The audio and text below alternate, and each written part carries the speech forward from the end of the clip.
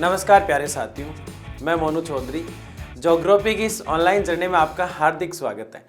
Class 12th की यानी 12वीं की भूगोल पढ़ते हुए हम आगे बढ़ रहे थे और क्लास 12th की जो भूगोल है हमारी मानव भूगोल, जिसमें मानव प्रकृति के साथ किस प्रकार कार्य करता है इसका अध्ययन करते हुए हम आगे बढ़ रहे थे। और मानव भूगोल जो हमारी पुस्तक है कक्षा 12 की, उसका जो चैप्टर 5th है उसका आज हम 5th लेक्चर जो है वो पढ़ने वाले हैं।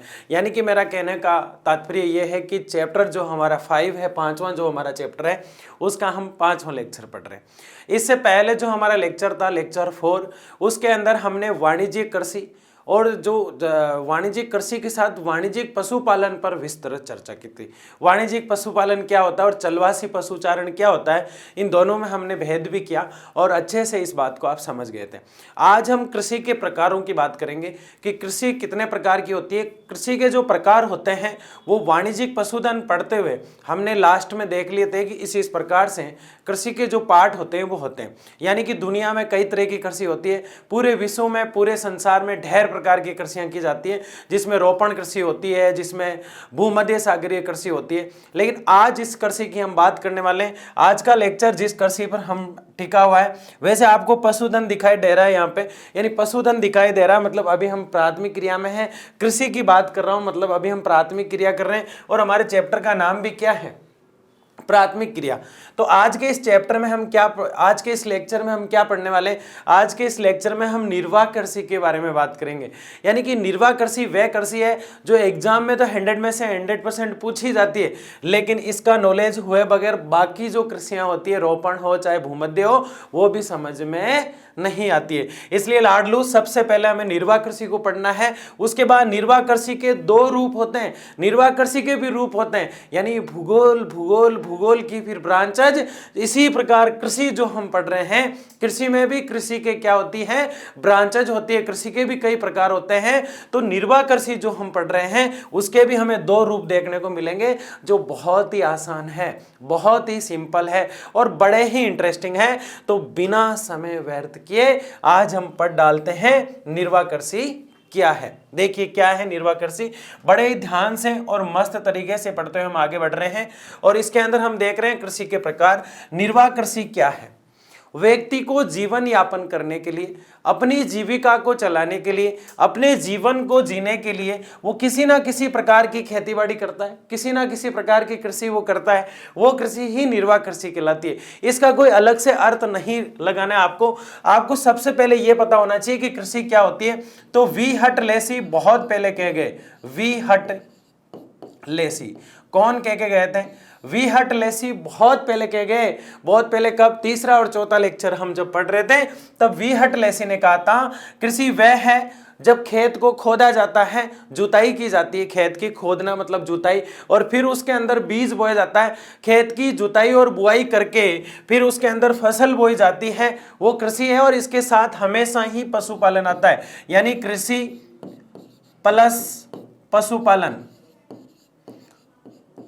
दोनों साथ ही चलते हैं, दोनों ही कृषि के पार्ट है, दोनों ही क्या है, यानी पशुपालन को हम अलग से नहीं मानते, वो कृषि का ही एक पार्ट माना जाता है। बिगर कृषि के पशुपालन भी नहीं हो सकता। तो लाडू निर्वाह कृषि वो कृषि है जिसमें जीवन यापन करने के लिए, जीवन के जीने के लिए जिस कृषि को किया जाता है वो निर्वाह कृषि है। फिर भी देखिए क्या कह रहे हैं ये, इस कृषि में, इस कृषि क्षेत्र में रहने वाले स्थानीय उत्पादों का संपूर्ण का उपयोग 2 प्रकार से होता है। यानी कि इस परिभाषा में तो सिर्फ और सिर्फ ये क्या बता रहा है कि इसके 2 प्रकार होते हैं। कौन, कितने प्रकार होते हैं? यानी कि निर्वाह कृषि वे कृषि है जिसके अंदर व्यक्ति को जीवन यापन करने के लिए, अपना जीवन जीने के लिए व्यक्ति जो जो कृषि करता है वो निर्वाह कृषि ही कहलाती है।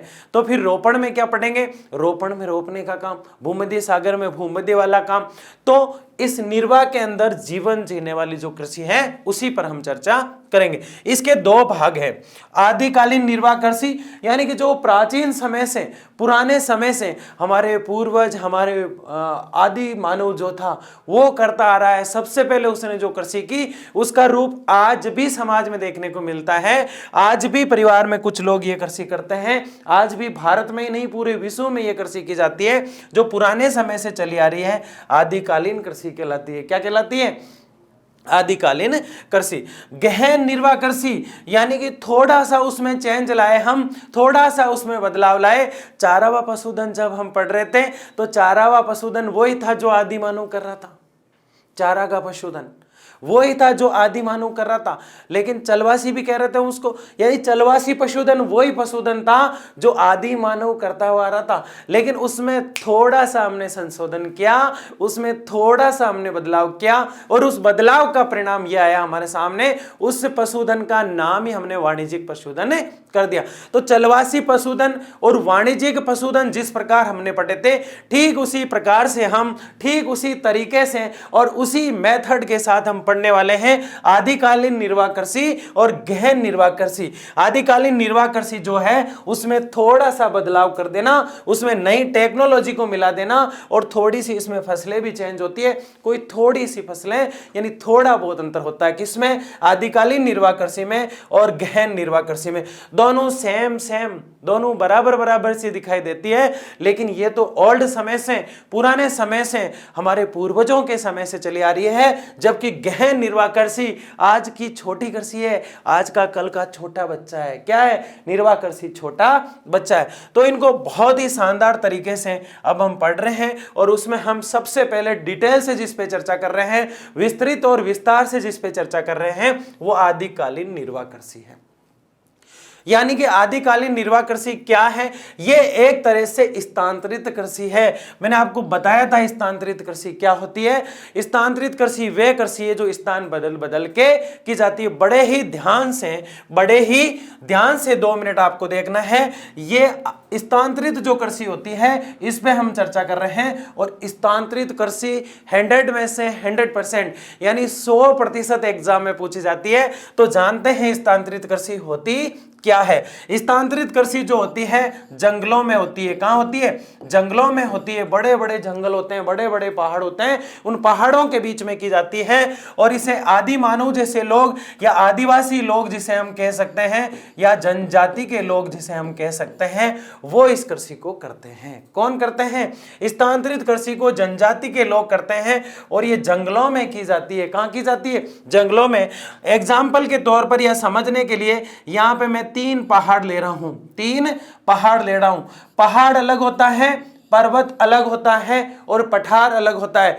पर्वत तो वो होता है जो बहुत बड़ा होता है, जैसे हिमालय पर्वत। पहाड़ वो होता है जो पर्वत से छोटा होता है, जैसे तारागढ़, नागपाड़ वगैरह। और पठार वो होता है जो जमीन से थोड़ा सा ऊपर उठा हुआ भाग होता है, जैसे भौमट का पठार, भोराट का पठार। पठार से गाड़ियां निकला करती है, एक तरह से छोटी घाटी रूप में जो दिखाई देता है, घाटी के रूप में जो दिखाई देता है। समुद्र के अंदर होगा तो कटक कहेंगे उसको। क्या कहेंगे? कटक कहेंगे उसको। लेकिन बाहर होगा धरती पर 2 पहाड़ों के बीच तो उसको घाटी कहेंगे। तो घाटी और पठार मिलता जुलता होता है, थोड़ा सा बड़ा होता है तो पहाड़ होता है, और बहुत बड़ा हो जाता है हिमालय, विंध्याचल, तो पर्वत कहलाते हैं। तो 2-3 पहाड़ हमने लिए हैं। क्या लिए? हमने पहाड़ लिए हैं। और ये जंगली जो जंगल में जो रहने वाले लोग हैं, जो आदि मानव है, आदि मानव जैसी परिस्थितियों में रहते हैं आज भी, या जनजाति के जो लोग हैं, किसके लोग हैं? जनजाति के लोग हैं, ट्राइब सर्बल के लोग हैं। ये लोग क्या करते हैं? इस जंगल में कृषि किया करते हैं। हालांकि ये जो फोटो इमेज आपके सामने दिखाई दे रही है, ये तो असम की चाय के बागानों और उन क्षेत्रों की है, लेकिन वास्तव में जो स्थानांतरित कृषि होती है वो घने जंगलों के अंदर होती है। और क्या होता है इसके अंदर? वैसे कहा जाए तो पर्वतीय क्षेत्र होता है। स्थानांतरित जो कृषि होती है इसका जो क्षेत्र होता है वो पर्वतीय क्षेत्र होता है। अब यहाँ पे 3 पहाड़ लिए मैंने। कितने पहाड़ लिए? 3 पहाड़। अब 3 पहाड़ में जैसे यहाँ पे वनस्पति होगी, यहाँ पे वनस्पति है, ये वनस्पति है, घास फूस, झाड़ियां, ये सब। क्या करेगा आदि मानव? आदि मानव इसको काटेगा। किसको काट रहा है? काटेगा, है ना? इसको काटेगा। किसको? झाड़ियों को, वनस्पति को काटेगा। काटकर इसको जलाएगा। काटकर क्या करेगा? जलाएगा। सबसे पहले काटेगा, काटने के बाद जलाएगा। जलाने के बाद यहाँ पे राख बन चुकी है। क्या बन चुकी है? राख बन चुकी है। और इसी वनस्पति की राख को यहीं बिछा देगा। यहाँ बिछाने के बाद यहाँ फसल करेगा। क्या करेगा? यहाँ फसल करेगा।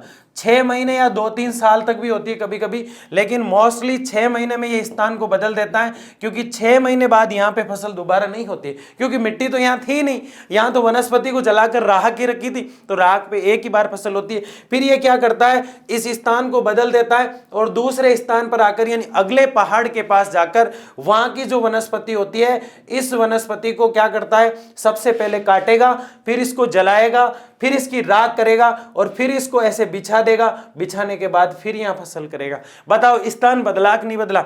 स्थान बदलने के कारण यह कृषि कहलाती है स्थानांतरित कृषि। क्या ये आज की है? नहीं, ये तो पुराने समय से चली आ रही है, इसलिए इसको आदिकालीन कृषि कहा जाता है। बड़ा ही इंटरेस्टिंग फैक्ट है, स्थानांतरित कृषि जो है स्थान बदल के की जाती है। फिर 6 महीने यहाँ कृषि करेगा, फिर 6 महीने बाद दूसरे वाले पहाड़ पे चला जाएगा, 6 महीने वहां करेगा, वहां भी क्या करेगा? वनस्पति जितनी भी है उसको काटेगा, फिर उसको जलाएगा, जलाने के बाद उसकी राख करेगा, फिर राख को यहाँ बिछा देगा और राख बिछाने के बाद फिर वहां फसल पैदा करेगा। फिर आप सोचेंगे ऐसे कितने पहाड़ों पे जाएगा? ये ज्यादा पहाड़ों पे नहीं जाएगा। ये लाडले यहां से फिर 6 महीने बाद इसने ये छोड़ा था, उससे 6 महीने बाद यानी 18 महीने पहले इसने इस पहाड़ को छोड़ा था। यहाँ वनस्पति फिर उग गई, यहाँ वनस्पति फिर से उग गई, तो ये इस पहाड़ पे आके फिर कृषि करने लग गया। तो स्थानों को बदल रहा है। किसको बदल रहा है? मानव स्थानों को बदल रहा है। तो स्थानांतरित कृषि किसका उदाहरण है? आदिकालीन कृषि का। किसका उदाहरण है? आदिकालीन कृषि का। अब क्या देख रहे हैं हम? ये कृषि इस पहाड़ के ऊपरी क्षेत्र में, बड़े ही ध्यान से समझना, ये कृषि इस पहाड़ के ऊपरी क्षेत्र में की जाती है। तो माता जी का मंदिर कहाँ होता है? पहाड़ों के ऊपर होता है, इसलिए माता जी के मंदिर से हम याद करेंगे। इसको ची माता कहते हैं। इसको क्या कहते हैं? ची माता।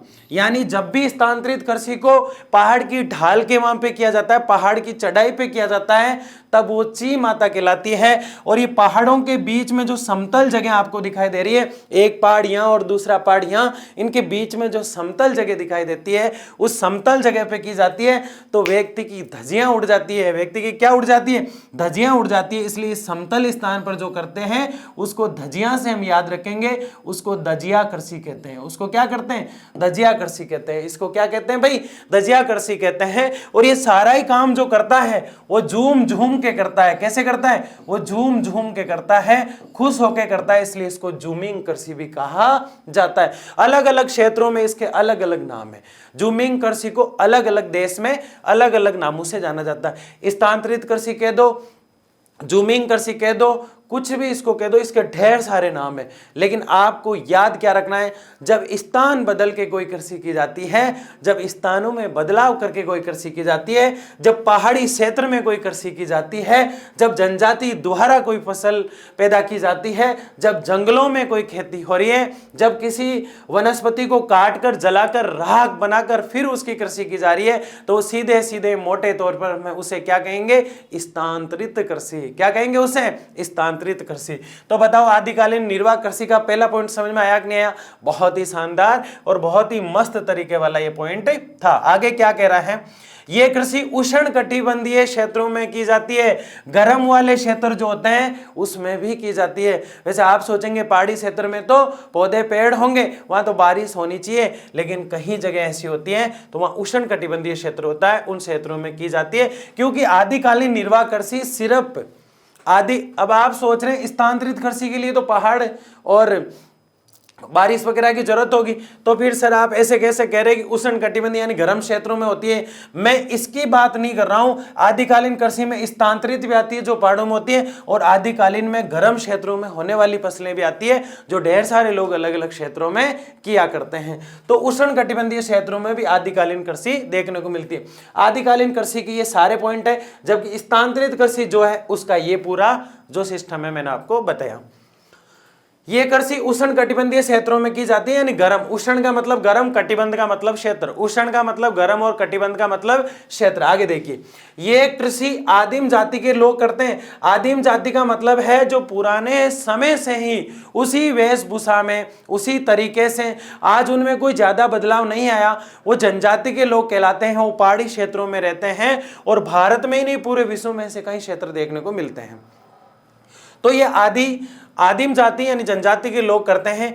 आगे देखिए, इस कृषि में कृषि क्षेत्र की वनस्पति को जला देते हैं। मैं आपको पूरा डिटेल से समझा चुका हूं, लेकिन पॉइंट बार बार इसी के आसपास घूमेंगे। इस कृषि में कृषि क्षेत्र की वनस्पति को जला देते हैं, यानी ये स्थानांतरित की बात कर रहा है। किसकी बात कर रहा है? ये स्थानांतरित की बात कर रहा है, जो हम पहले से ही जानते हैं।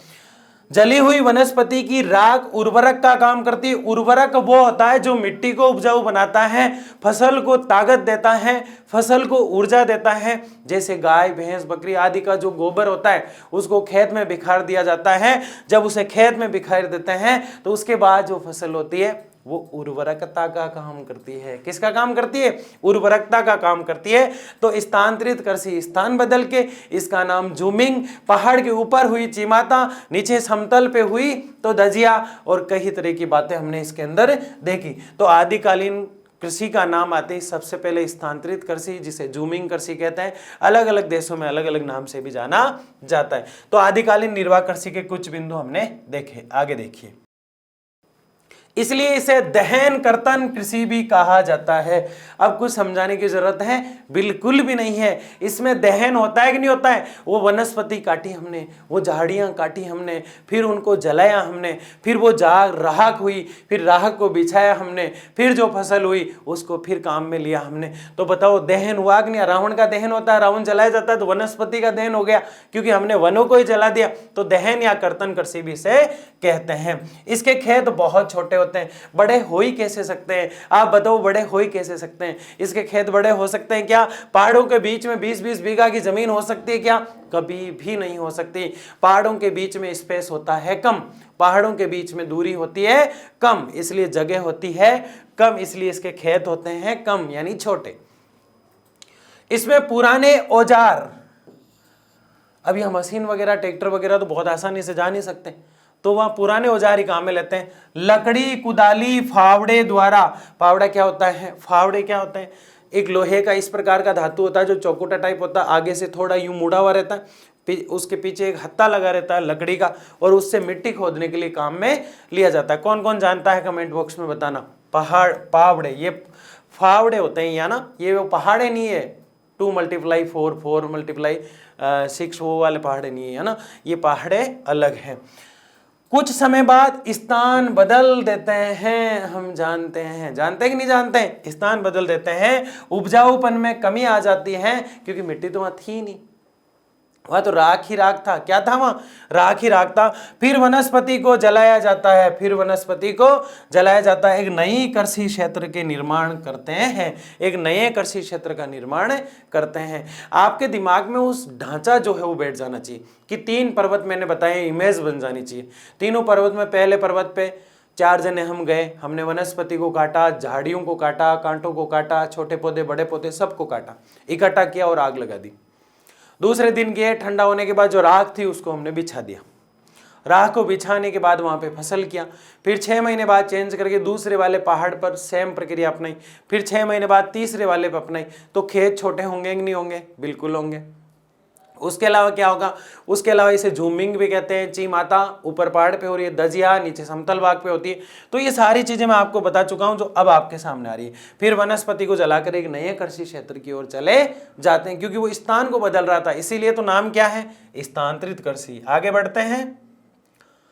देखिए, इस क्षेत्र में भूमि की उर्वरकता कम ही होती है। भूमि है ही कम, मैं तो ये कहता हूं भूमि है ही कम। राख पे की जाती है कृषि, तो आप ये भी ले सकते हैं इस कृषि में राख का मुख्य योगदान होता है। ये इस प्रकार से, ये देखो, ये राख सी दिखाई दे रही है। ये छोटा सा बेचारा पौधा बन पाया, पेड़ बन पाएगा कि नहीं बन पाएगा, इसकी श्योरिटी कोई दे ही नहीं सकता, है ना। तो ये इस तरह से धीरे धीरे उगाया जाता है यहाँ पे, ठीक है ना। इस क्षेत्र में भूमि की उर्वरकता कम होती है क्योंकि भूमि है ही नहीं, राख होती है। आगे देखिए, इसे जूमिंग कृषि भी कहते हैं। अब बता रहे हैं पहले से जानते हो ना, यानी पूरा निचोड़ मैं बार बार आपको उस टॉपिक पे इसलिए ले जा रहा हूं ताकि वो जो मैंने अभी 2 मिनट का जो बीच में इमेज बना के आपको बताया था, सारांश वही है नहीं, ये बताओ मुझे? बिल्कुल है। इसका क्षेत्र अफ्रीका, अमेरिका और एशिया है। अफ्रीका में की जाती है, अमेरिका, एशिया। कितने प्यारे लोग होते हैं, क्योंकि हम लोग 52-53 कंट्री आती है एशिया के अंदर, ठीक है। क्षेत्र के आधार पर आगे क्या पढ़ रहे हैं हम? क्षेत्र के आधार पर स्थानांतरित कृषि के नाम, यानी किस क्षेत्र में इस कृषि को क्या कहते हैं। हम जूमिंग भी जानते हैं, हम चीमाता भी जानते हैं, हम दजिया भी जानते हैं, लेकिन और भी कुछ नाम आ रहे हैं। मैं चाहता तो और भी नाम लिख देता, लेकिन इतना भार आप पे नहीं बनाना चाहता। भारत में इसको तो जूमिंग कहते हैं, क्योंकि भारतीय मस्त होकर इस कृषि को करता है, डांस करते करते इस कृषि को करता है। भारत में ही नहीं, कई देशों में होती है। अगर ये कृषि अमेरिका और मैक्सिको में की जाएगी तो इसको मिल्पा कहेंगे। अमेरिका का मैं और मैक्सिको का मैं और इस मिल्पा का मैं मिलता है, इसलिए अमेरिका और मैक्सिको जैसे आ जाए आपको बिना सोचे समझे मिल्पा करना है। क्या करना है? मिल्पा करना है। आगे देखिए, अब मलेशिया से मिल्पा मत कर देना आप। मलेशिया व इंडोनेशिया में, मलेशिया व इंडोनेशिया में इसको लादांग कहा जाता है। कुछ लोग कुछ जगह लदांग भी दिखेगा आपको, तो लादांग याद रखना है। तो फिर कितने नाम हो गए? स्थानांतरित कृषि, स्थानांतरित कृषि पहला नाम। कौन सी कृषि का? स्थानांतरित कृषि का ही पहला, खुद का ही नाम है इसका। दूसरा, अगर पहाड़ के ऊपर हो रही है वो छोड़ देते हैं पहले। दूसरा जूमिंग, एक मैंने वीडियो में आपको झारखंड में भी इसको कहते हैं कुछ, वो भी बताया था, जूमिंग। उसके बाद देखो मिल्पा, ये मिल्पा। उसके बाद देखिए आप लादांग, लादांग, लादांग। 4 नाम आपको देखने को मिल गए। अब ये पहाड़ के ऊपर होती है इस क्षेत्र में, तब इसको हम क्या कहेंगे? चीमाता। और ये समतल मैदान पर होती है इस प्रकार का, जो ये पहाड़ है और ये पहाड़ है, बीच में ये समतल जगह जो दिखाई दे रही है आपको, समतल, ये समतल जगह जो आपको दिखाई दे रही है, इस समतल जगह पे इसको किया जाएगा, तब इसको हम किस नाम से जानेंगे? तब इसको हम दजिया के नाम से जानेंगे, दजिया। बस यही चीज इर्द गिर्द घुमाएगी। खेतों का आकार छोटा होता है, राख को जलाया जाता है, उपजाऊ कम होता है, उर्वरकता जो है वो भी कम होती है, क्योंकि राख है ये तो इस डायग्राम से, जो इससे पहले पहाड़ों का डायग्राम बनाया, पूरा लेक्चर अभी तक जो भी था उसमें कुछ भी याद नहीं करना है, सिर्फ समझना है। दजिया से धजिया, धजिया से दजिया याद करना है। माता जी का मंदिर चीमाता याद करना है। झूम झूम के करता है, झूमिंग है, आसानी से याद हो जाएगा। स्थानांतरित कृषि बहुत ही आसान कृषि है, बहुत ही, करना तो हार्ड है, आसान नहीं है, लेकिन याद करना बहुत सिंपल है। स्थानांतरित कृषि में कोई ऐसे लॉजिक वाली बात नहीं, बहुत आसानी से चुटकियों में आपको याद हो गई। समझ में आया कि नहीं आया मुझे कमेंट बॉक्स में जरूर बताना, आपके हर एक कमेंट को मैं देखता हूँ, ठीक है। तो मलेशिया व इंडोनेशिया लादांग कृषि के नाम से इसको जाना जाता है। तो ये हमने देखा कि किस देश में इसको क्या कहते हैं, और सबसे पहले यही पूछा जाता है भारत में क्या कहते हैं इसको। स्थानांतरित कृषि होती क्या है? जितना लिखना चाहो उतना लिख सकते हो। 3 से 4 नंबर का क्वेश्चन आता है, और मैं कहता हूँ बोर्ड में ये क्वेश्चन नहीं आता है तो बोर्ड का पेपर ही नहीं आएगा, क्योंकि इतनी इंपॉर्टेंट है स्थानांतरित कृषि, ठीक है ना। तो इस पे एक छोटा लेक्चर हम स्थानांतरित कृषि का स्पेशल बनाएंगे। जब इतनी महत्वपूर्ण चीज है तो उसको और अच्छा क्यों ना बनाएं हम, और मस्त तरीके से उसको क्यों ना करें हम। तो बताओ, एक छोटा वीडियो शॉर्ट एंड स्वीट बनाना चाहिए नहीं बनाना चाहिए? कमेंट बॉक्स में बताना है, ठीक है। स्थानांतरित कृषि पे आगे बढ़ते हैं। गहन निर्वाह कृषि, कैसी कृषि? अब बताओ, इससे पहले कौन सी पढ़ी? आदिकालीन। और आदिकालीन बेचारी पूरी किस पे टिकी है? अगर आदिकालीन की जो चेयर है ना, आदिकालीन जो कृषि है उसकी जो कुर्सी है खुद की, आदिकालीन जो कृषि है उसकी जो खुद की कुर्सी है, यानी खुद की जो चेयर है, वो स्थानांतरित कृषि है। स्थानांतरित कृषि को हटा दो, आदिकालीन कृषि भी कुछ नहीं है। अगर पहाड़ नहीं है, जनजाति के लोग नहीं है, तो आदिकालीन कृषि रहेगी क्या? नहीं रहेगी। इसका मतलब ये तो हमारे माइंड में बिल्कुल स्थायी मेमोरी में फिट हो गया कि वास्तव में आदिकालीन कृषि जो है वो आदिमानव ही करता है, वो जनजाति के लोग ही करते हैं, वो पहाड़ों में ही होते हैं। इसका मतलब आदिकालीन यानी बहुत समय से चली आ रही है ये अगर जंगलों में रहने वाले लोग कर रहे हैं, जनजाति के लोग अगर इससे कर रहे हैं, तो वास्तव में यह साबित हो चुका है आज कि स्थानांतरित कृषि पुराने समय से चली आ रही है। तो स्थानांतरित कृषि को लेकर कोई भी डाउट मेरे हिसाब से नहीं होना चाहिए, इसलिए हमने अगला टॉपिक लिया है गहन निर्वाह कृषि। गहन निर्वाह कृषि, और ये तो कुछ भी नहीं है। बताओ, चलवासी पशुचारण जितना खतरनाक था, वाणिज्यिक पशुधन उतना था क्या? नहीं था। चलवासी पशुचारण में चलवासी पशुचारण कह दो, चाहे चलवासी पशुधन कह दो, उसी से निकल कर बना था कौन? वाणिज्यिक पशुधन। वैसे ही आदिकालीन कृषि से निकल कर बनेगा क्या? निर्वाह कृषि। तो ये दोनों टॉपिक साथ साथ चला करते हैं और इसलिए मैंने पिछले लेक्चर में उसको समझाया और इसमें इसको हम समझ रहे हैं। बताओ, कृषि और पशुपालन दोनों एक ही चीज है। किसने कहा था? ये मैं नहीं कह रहा हूं, ये कौन कह रहा है आपको बताना है कमेंट बॉक्स में। मैंने कुछ ही देर पहले बताया था कि कृषि और पशुपालन एक साथ होते हैं और दोनों को कृषि में ही माना जाता है। इसका नाम आपको लिखना है। उसके अलावा हमने क्या बताया आपको? उसके अलावा हमने जिक्र किया था कि जैसे चलवासी पशुचारण पुराने जमाने के तरीकों से ही आज चल रहा है, वैसे आदिकालीन कृषि जो है वो पुराने जमाने के तरीके से आज चल रही है। गहन निर्वहन कृषि उस तरह चलेगी जैसे वाणिज्यिक पशुधन चला था। तो कुछ इमेज क्लियर हो रही है। अब उन लोगों को कम समझ में आ रहा है जिन्होंने पिछला लेक्चर नहीं देखा, और मैं हमेशा कहता हूं कि कंटिन्यू अपनी पढ़ाई को जारी रखिए। हम कोशिश करते हैं कि रोज वीडियो आए आपके पास और रोज आप पढ़ो। रुझान आपको दिखाना है, ज्योग्राफी में कमी हम नहीं छोड़ेंगे। तो फिर क्या पढ़ रहे हैं? गहन निर्वहन कृषि क्या होती है? ये 2 प्रकार की होती है। अरे यार गजब, कितने प्रकार बनाएगी ज्योग्राफी। सबसे पहले तो ज्योग्राफी ने खुद के 2 भाग बना दिए, मानव भूगोल और भौतिक भूगोल। मानव का अध्ययन करेगी पर्वत पहाड़ पर्वत नदियों के साथ, मानव भूगोल है। पृथ्वी के साथ जो आगे पर्वत पहाड़ नदियां, उनका अध्ययन करेगी तो भौतिक भूगोल है। फिर मानव भूगोल के भी पार्ट बना दिए उसने, भौतिक भूगोल के भी पार्ट बना दिए। मानव भूगोल में हम प्राथमिक व्यवसाय पढ़ने लगे। प्राथमिक व्यवसाय में हमने कृषि की बात की, और कृषि की बात करने के बाद हमने जो है पशुपालन की बात की, और बेसिक चर्चा करने के बाद कृषि पे जो हम लेक्चर ले रहे हैं, उस कृषि के अंदर भी देखो कितने डिवाइडेशन हो गए। कृषि के प्रकार होने लग गए, रोपण कृषि होने लग गई, भूमध्य सागरीय कृषि होने लग गई, अलग अलग प्रकार की कृषि होने लग गई। और पहली कृषि को जैसे ही हमने उठाया उसका नाम था निर्वाह कृषि। निर्वाह कृषि को जैसे ही हम पढ़ने लगे, निर्वाह कृषि खुद 2 भागों में बट गई, एक तो आदिकालीन निर्वाह कृषि और एक जो है गहन निर्वाह कृषि। आदिकालीन निर्वाह कृषि को जैसे ही हमने पढ़ा, गहन निर्वाह कृषि 2 भागों में बट गई। एक तो जहां चावल होते हैं, एक चावल जहां नहीं होते हैं। देखो कितना आसानी से याद हो गया ना, थोड़ा घुमा के लाया आपको और वापिस घूमते टिक लगाते ही सब क्लियर। कुछ भी हार्ड नहीं है, कुछ भी हार्ड नहीं है, कुछ भी कठिन नहीं है। गहन निर्वहन कृषि जो होती है वो चावल की बात करती है। किसकी बात करती है? वो चावल की बात करती है, चावल की बात करती है ना, चावल। तो जहाँ चावल होते हैं वहाँ चावल प्रधान है, और जहाँ चावल नहीं होते वहाँ चावल रहित है, खाली है, चावल नहीं होते हैं। आगे गहन निर्वहन जोड़ दो भाई, कुछ ही नहीं करना, ये गहन निर्वहन है।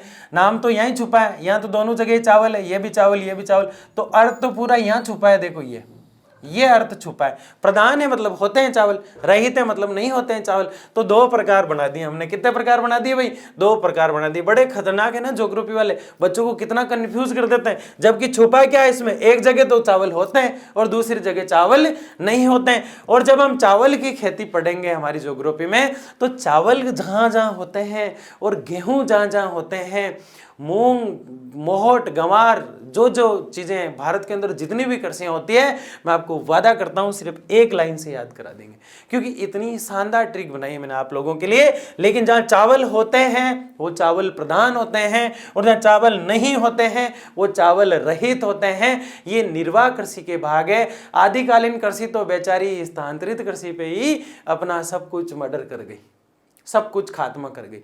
पूरी किस पे टिकी थी? स्थानांतरित कृषि।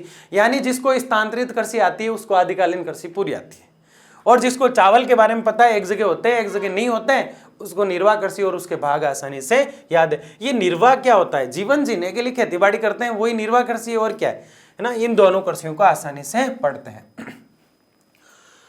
चावल प्रधान जहां चावल होते हैं, इसमें चावल प्रमुख फसल जानते हैं? अब बता रहे, पहले से जानते हैं ना अपन, तो ठीक है ना।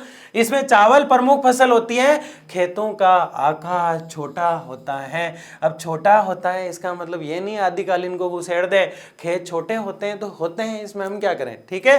संपूर्ण कृषक परिवार संलग्न है। कृषक का पूरा परिवार, छोटा वाला बच्चा गोलू, बड़ा वाला बच्चा कालू, है ना, सारे बच्चे साथ जाते हैं। उनकी जो वाइफ होती है, हस्बैंड जो होता है, दादा दादी भी उनकी मॉनिटरिंग करने के लिए साथ जाते हैं। कौन काम कर रहा है खेत में, कौन काम नहीं कर रहा है। देखो दम है क्या इसमें, मुझे बताओ। वाणिज्यिक कृषि में, वाणिज्यिक पशुपालन में कोई दम था क्या? क्योंकि वो तो जो दूसरा वाला चलवासी पशुचारण है उसमें से ही निकला था। ठीक उसी प्रकार से जो गहन निर्वहन कृषि है वो तो बेचारी निकल के आई है, वो तो बच्ची है, छोटी छोटी बच्ची है। क्या किसकी बच्ची है ये बताओ? ये आदिकालीन कृषि की बच्ची है। देखिए कैसे खेतों का आकार छोटा होता है, हमने देखा पूरा परिवार खेत में काम करने को जाता है, एक बच्चा भी घर पे नहीं देगा, छोटा बड़ा बच्चा भी जाता है, चाहे रोएगा चाहे कुछ भी करेगा, खेत में कर। बूढ़े वाले बुजुर्ग जो होते हैं ना वो भी खेत में जाते हैं लाठी लेके, कौन काम करता है और कौन नहीं करता है, तो पूरा कृषक परिवार संलग्न होता है। मानव श्रम का अधिक उपयोग, मशीनों का कम उपयोग। मानव की बहुत मेहनत लगती है, आप सोचो गहन है तो पूरा ही टेक्नोलॉजी का, मानव की बहुत श्रम लगती है चावलों में। किसकी? मानव की। पशु खाद का उपयोग किया जाता है, प्रति इकाई उत्पादन देखा जाता है हेक्टेयर के रूप में, प्रति कृषक उत्पादन कम। ये बहुत महत्वपूर्ण चीज है, शायद आपको अभी तक समझ में नहीं आई। प्रति इकाई उत्पादन अधिक, प्रति कृषक उत्पादन कम। अब मैं एक एग्जाम्पल दूंगा बहुत शानदार वाला, और वो हम ही लेंगे, है ना। एक तो आप और मैं, माना जाए हमारा एक परिवार है 10 लोगों का। कितने लोगों का? 10 लोगों का। और ये हमारा खेत है। कौन सी कृषि कर रहे हैं? गहन निर्वहन कृषि कर रहे हैं, उसमें चावल जहां होते हैं वो कर रहे हैं, चावल प्रधान। 10 लोग हम खेत में गए, जिसमें 2 बच्चे हैं, 2 दादा दादी हैं, अंकल आंटी, पापा और मम्मी, 8 लोग ये हैं। ज्यादा हो गए क्या? 12 हो गए, है ना। 12 कर दो अपने, क्या है ना। तो 12 लोग या 15 लोग जितने भी हैं, ये सब खेत में जाते हैं। खेत की जो साइज है वो मानो कि 2 बीघा है। कितनी है? 2 बीघा, क्योंकि खेत इसमें छोटे होते हैं। अब जो चावल हुए, मान लो 2 क्विंटल चावल हुए, बहुत ज्यादा होते हैं, मैं तो आपको बहुत कम बता रहा हूँ। 2 क्विंटल चावल हुए, 12 लोग खेत में काम कर रहे थे, 2 बीघा जमीन थी। अब देखिए यहाँ पे प्रति इकाई उत्पादन अधिक, 2 बीघा में 2 क्विंटल हो गए, बहुत अच्छा हो गया। लेकिन क्या प्रत्येक व्यक्ति को 1 क्विंटल मिल पा रहा है? नहीं मिल पा रहा है। तो प्रति व्यक्ति, प्रति कृषक तो पूरे 12 के 12 थे कि नहीं थे? मुझे बताओ, थे ना। तो प्रत्येक को इतना मिला क्या? नहीं मिला। तो इसमें क्या कहा गया है? प्रति इकाई उत्पादन अधिक होता है, और प्रति व्यक्ति कर दो या कृषक कर दो, उत्पादन कम होता है। इसी पे टिका है पूरा कृषि प्रधान चावल जो है, कृषि प्रधान कृषि, गहन निर्वाह कृषि। यानी कि ये पूरी कृषि इन 2 पॉइंटों पे टिकी हुई, और कोई दम वाली बात इसमें नहीं है। प्रति इकाई उत्पादन अधिक, दूसरा प्रति कृषक उत्पादन अधिक। बड़े आगे, यहां तक समझ में आ रहा है?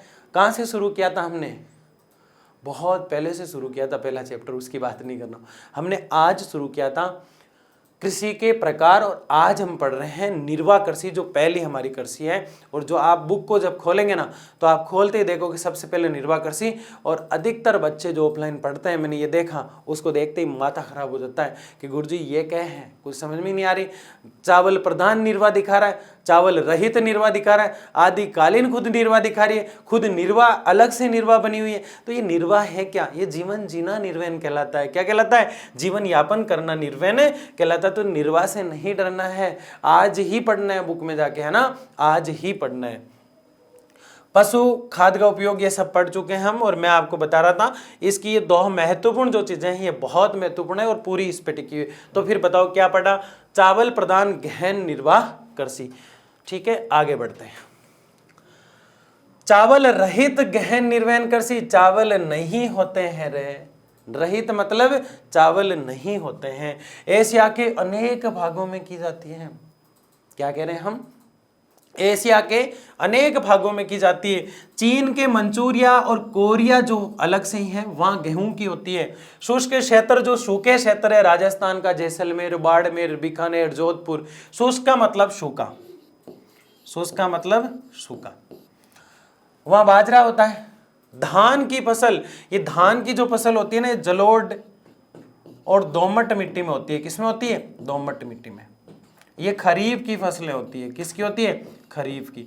ये भी इसमें आ जाती है। ये सवाल पूछ लेते हैं, चावल रहित गहन निर्वाह कृषि में क्या धान की फसल होती है? हाँ होती है। ज्यादा होती है क्या? नहीं होती है, कम होती है। शुष्क क्षेत्र में क्या होगा? बाजरा।